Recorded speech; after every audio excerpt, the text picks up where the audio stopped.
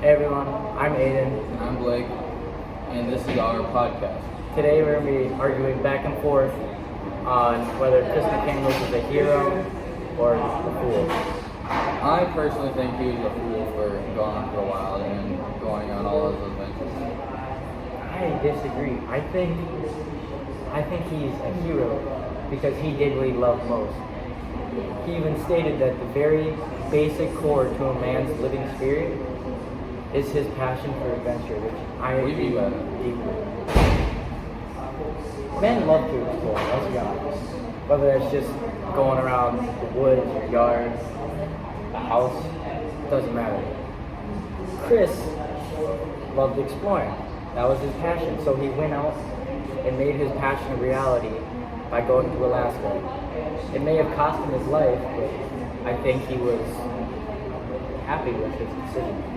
Alright, well there's another quote from him that says, I think maybe part of what got him in trouble is that he did too much thinking. Sometimes he tried too hard to make sense of the world to figure out why people were bad to each other so often. And that is the author explaining Chris McCandless' lifestyle, and explains how McCandless did do maybe too much thinking or overthought stuff, which got him in trouble obviously later on. And this might have led him to pursue bad actions or foolish actions. Okay, I see where you're coming from, but let's think. Alright, he doesn't want to live a boring life. He wants to have an exciting life, full of joy. He even stated on page 41 that he wants to make every day a new horizon. Basically saying he wants to just live his life as fun as he possibly can. We got a special guest here, guys.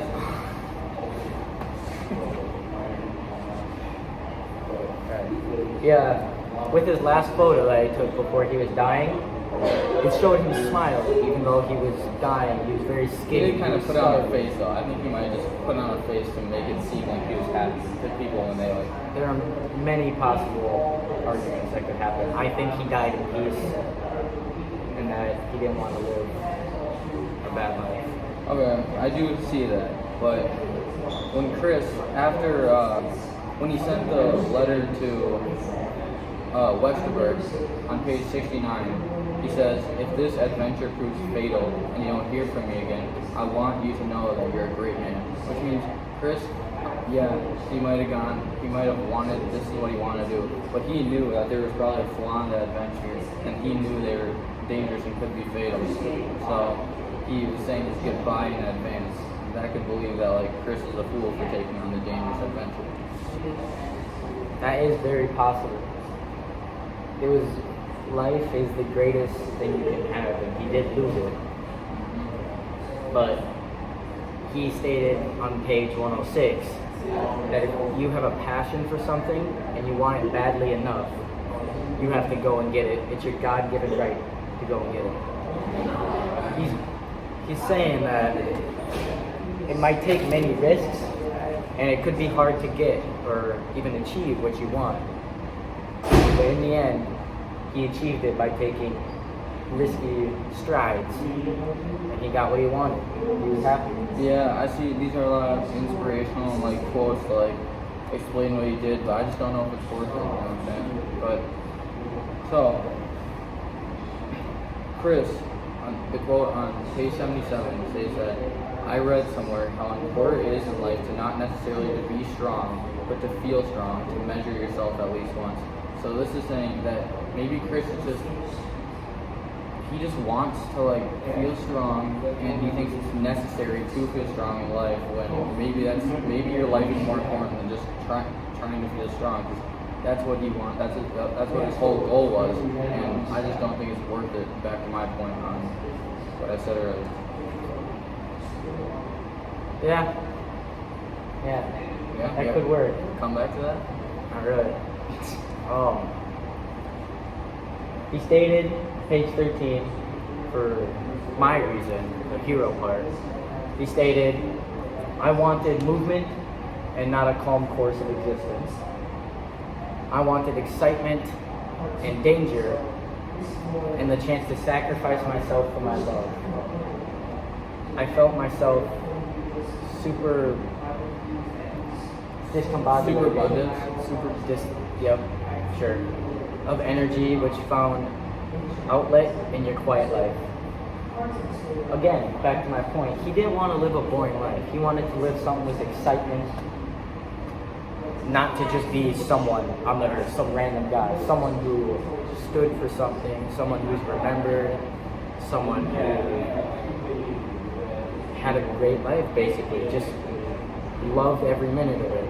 And he may have died doing it, but he did. He was willing to sacrifice himself To be happy. to be happy. Yeah, that is his choice. I just, from an outside viewpoint on the story, you think, again, like, he can do whatever he wants, but is that what, like, I would do or what other people would do? But You never know what they want to do. This is the final quote from Chris McCandless. He's talking to the Franz guy. He said, "Look, Mr. Franz, you don't need to worry about me. I have a college education. I'm not destitute. I am living like this by choice." Which Chris might be a little misled about himself, that he is all like smart and he knows how to survive. And trust me, as in the story, it shows that he is very smart and knows how to survive in the wild. At the end, though, it really just led him to his fatal death. And he said, "You don't have to worry about me," and he is living by this by choice. Like, again, just another way he could be foolish in this scenario about how he's saying, yeah, that's his choice, but I've had college education, so it's okay. I don't know. Doesn't seem Many takes on this argument.